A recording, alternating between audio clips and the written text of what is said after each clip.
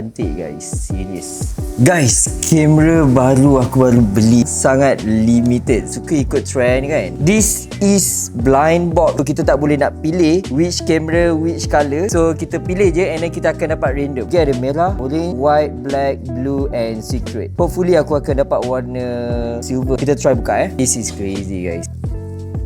Oh my god, aku dapat warna yang aku nak. Wish, aku tak sangka. Lawa gila. Lawa gila. Kita try on.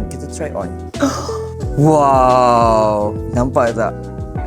Dia dah on. Kita try ambil gambar.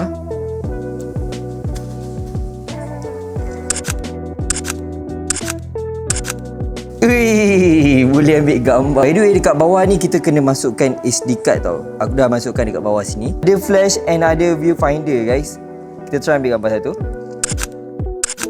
Uyo, this is crazy. Serious nice. Cantik gila ya. Sebab kecil and comel. By the way, ini memang limited edition lah. Yang aku tahu dekat kedai tu dia cakap this one memang limited and diorang jual hanya satu orang boleh beli satu saja. Siap ada tulis dekat atas. Product kitchen digital camera.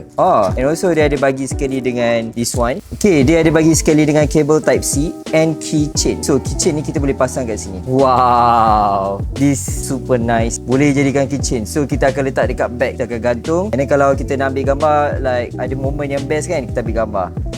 And bukan saja gambar tau, dia boleh record video juga. Kalau kita nak record video, tekan je button atas sini. And then this one, select, kita kena pilih video. So this one, ini video. Kita try record. Okay, so this video guna Kodak. This one record video guna Kodak. And yeah, tak sure dia punya quality dia macam mana, tapi kita just try saja.